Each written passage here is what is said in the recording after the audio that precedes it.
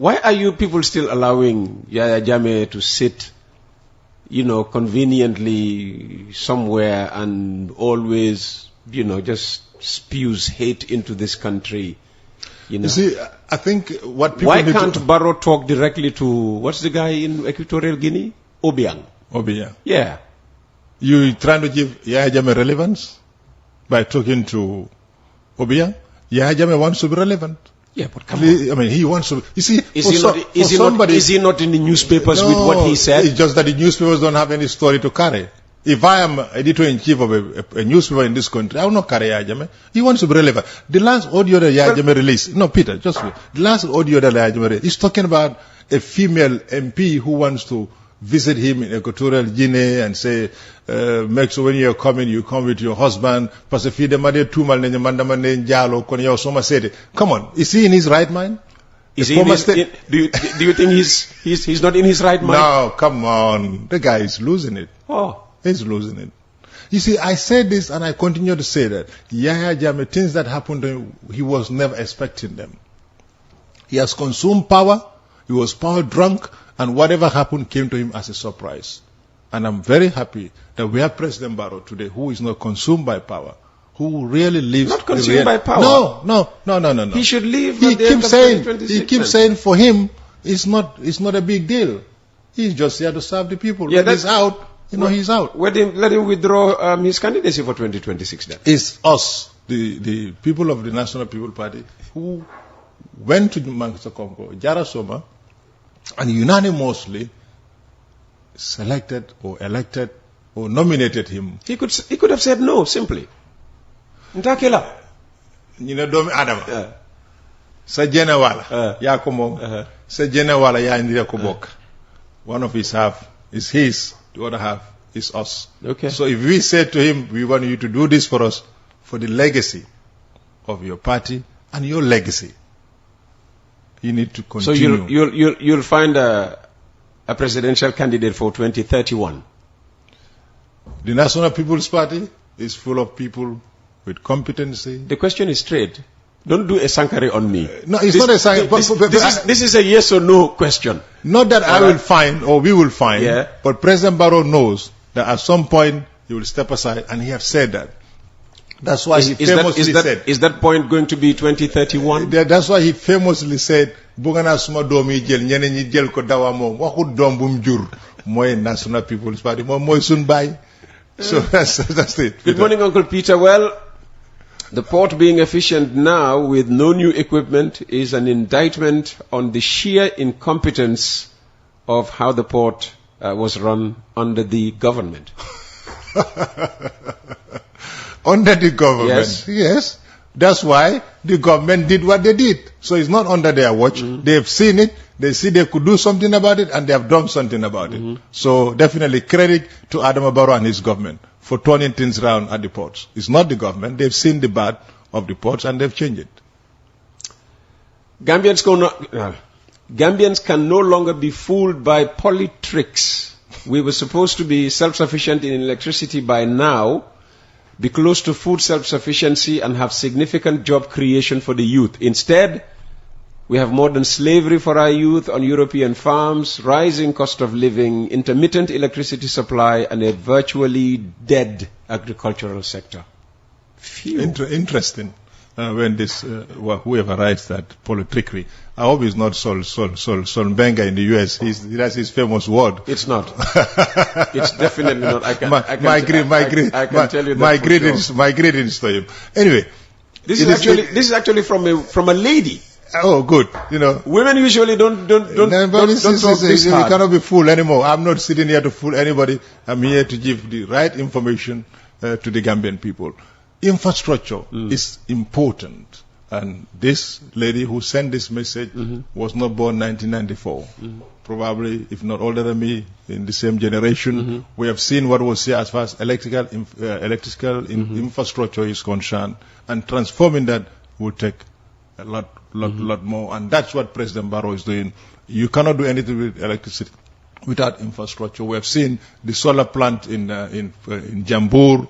We have seen another one is out there. People are bidding for it for Jarasoma. This is all renewable energy for the country, definitely. And you have seen, Peter, to my disgust, that some people went and vandalized the solar plant in in Jambur. Who in their right mind does that? Are you doing this to hurt President Barrow, or are you doing this to hurt Peter Gomez or CDC? It could have been avoided.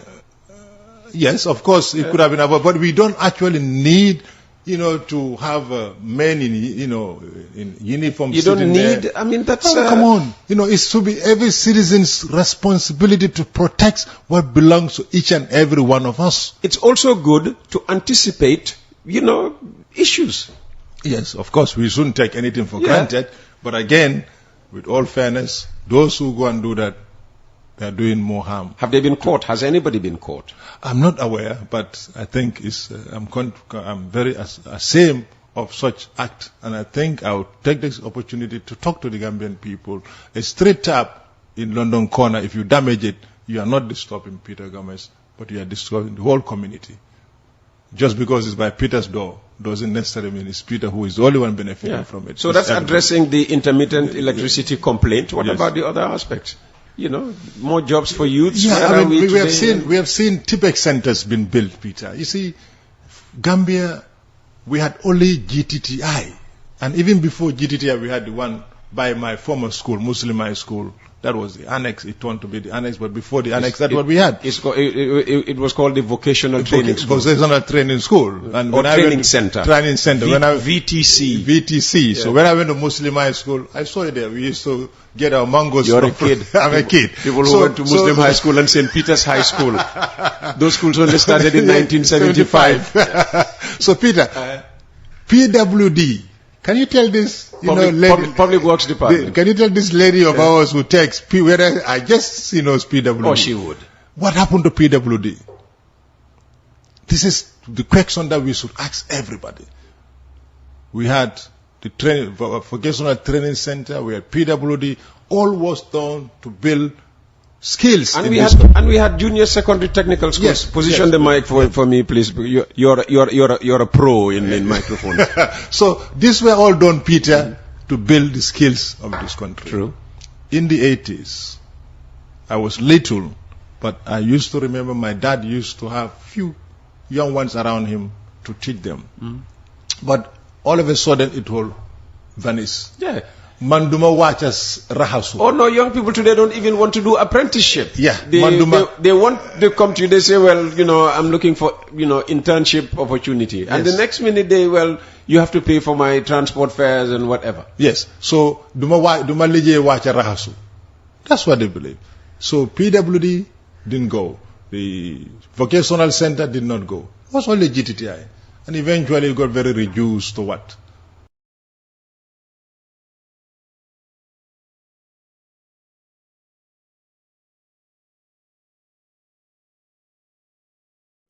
But he must have a rational way of survival. I'm not saying the imams and the Quranic scholars doesn't have a rational way of survival, but you could do better. And I must commend the likes of Imam Babali, despite, the imam role, but what Gambians also don't understand or possibly don't know, imam is an electrician by profession. That's what he studied. Yeah. So when I think I know Imam Babali more than you do. No, but you guess what? What? Imam grew up under my dad at GUC. I'm saying you. I'm not talking about your dad. No, but you see, Imam grew. I'm saying I know.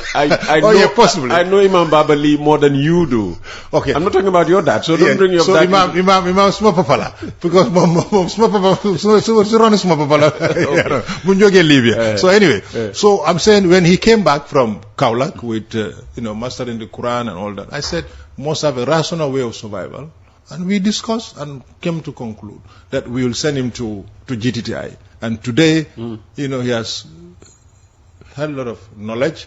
He can actually go out there and take a big house, wear it, do everything, and he's still studying. So this is what I'm saying. So the parents, us must inject in our kids to understand that there must be a rational way of survival. Fantastic. If your father is Peter today and Peter can give you everything, come on. That is a proverb that President Barrow told me, and I must say this. Everything is President Barrow. No, come on, he said to me, Sabay Sude, nga joy nga nopi, olu nga sabop. Why Sabay Sude, nga joy nga banya nopi. Ni fa vada, ikumbole yede, ilate fawala. Ni fa vada kumbote mede, imale fawala. How many stories does he have, and how many proverbs? No, the man has a wealth of proverbs, and for me, I enjoy sitting with him and getting those proverbs, because everything that he says, as far as proverbs go, it helps you to understand the real life. Hi, Uncle he has a gift of God. Hi, Uncle Peter. I have gift of God as well. Hi, Uncle Peter. Can you tell CD the UK government is still providing cost of living support for families?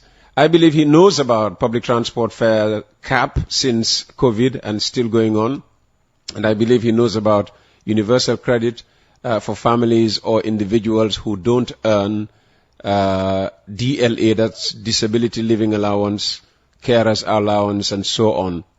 So you can't compare Gambia and UK when it comes to living conditions of people. In the UK, prices normally come down when inflation comes down. But in the Gambia, when prices go up, they never come down, even though Barrow claimed inflation has come down significantly in his honor. By the way, this text is sending this from the UK. So. Good. Yes. So, thank you. I thank the texter very well. But probably he's in the UK, he's not in tune with what is actually happening. Let me tell him that. He's not in tune. No. You're talking about supporting families. How many family, single women family heads have been supported? I think at some point you are even running and through the Nafa thing. Through the Nafa thing, yeah. And not only that, there are other, so many helps that we are giving to families across the country. So whoever the texter is, if we cannot give benefit support in this country, but there are a number of families, over 3,000 households that have been supported every month. Just for him to know that. And if he comes on holiday, whoever the person is, I'll take him around to meet some of those families. What about disability support allowance? I should be entitled. When are you introducing that? The social welfare here does a lot of support to disability people. But even in the UK, not every disability or disabled person is entitled. You're trying to rule me out now. No. This is definitely aimed at me. This is discrimination. No, it's not discrimination, because you do the check system. You got to go and your earnings. You got to do these things. You got to go and see where he's starting. You got to go. Instead of assessing my disability, you're saying my earnings. That's why disability does not mean inability. The former minister of Homeland, UK, this guy, David Blanket, was a minister.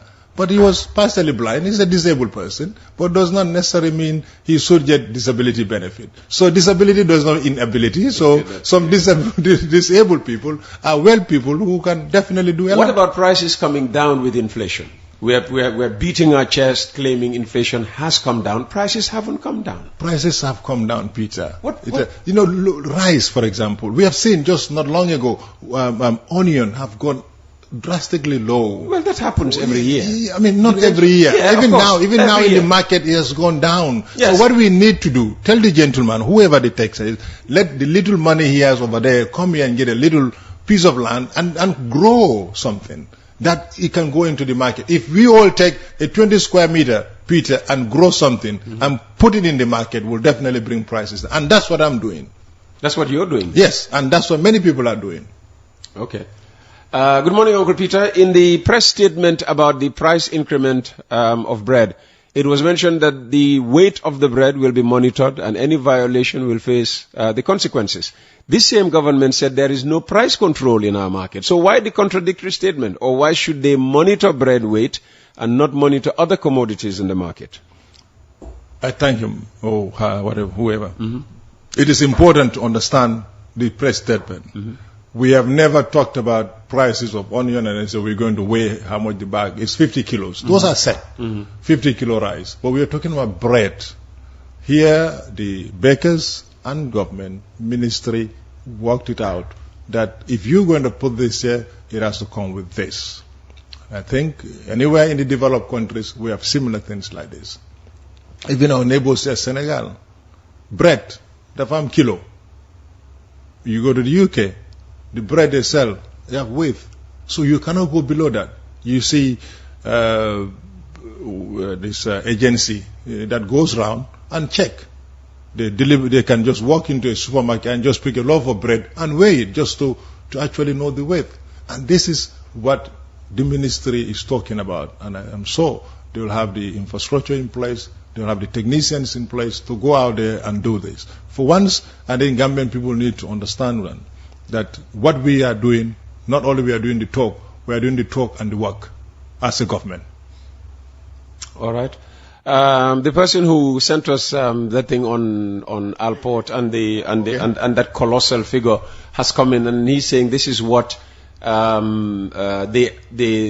claim to be giving to the government. So in 30 years, you're looking at $60 billion.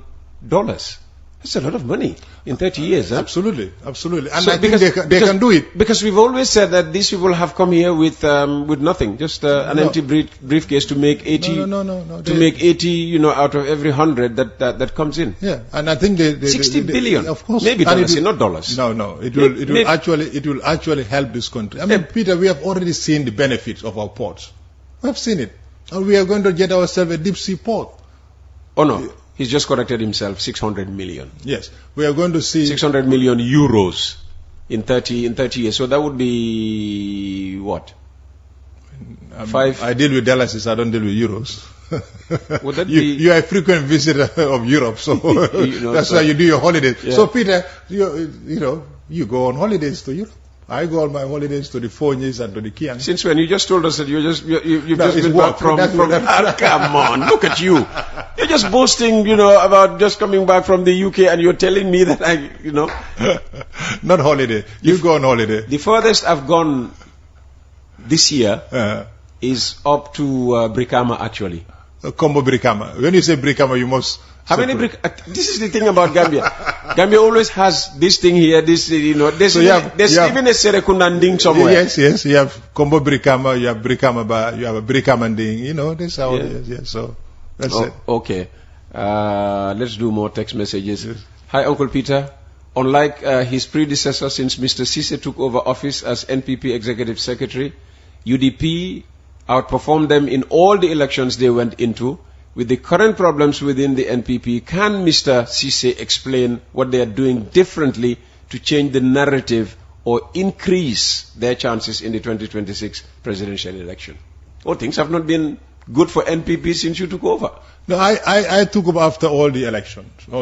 I came in after the local government because election. you contested on behalf of the party and got whipped by Yankuba Dabo. Yeah, now I understand why you are so critical of him. No, I'm not critical of Yankuba. He's a good friend of mine, and I think this is. Let me make this clear for public disclosure. Yankuba is a brother. He's a good friend of mine. In fact, what people don't know, me and Yankuba speaks on telephone. So it's not my opponent. It's not my rival. It's a brother. And that brother would stay. But for the gentleman, just to inform you, I took over after the election cycle. Okay. So it's not that I was there when the other elections were going on. And as far as NPP is concerned, I think we have made a lot of headway in the last year or so. We have given over 50 scholarships to students of this country, who are citizens of this country, who their lives have been transformed. And there's a lot of development that NPP is doing as a party, transforming the political structure of the party. So definitely we are making a headway, and the popular support is increasing. We have seen young people, like the students wing of the National People's Party, very dedicated, very supportive. We have just launched in our last grand opening of a bureau, the Politico magazine, in the history of this country, for a political party to institutionalize. You even have a magazine? Yeah, magazine, a very rich magazine. So I think it's called what? Politico? Politico magazine. If I have one in my back, I would share with you. So this is who's editing it? We have a team of editors who are all NPP. Paid by the state? No. In fact, they are party workers. They are volunteering to do this. You see, you've got to give something to the party.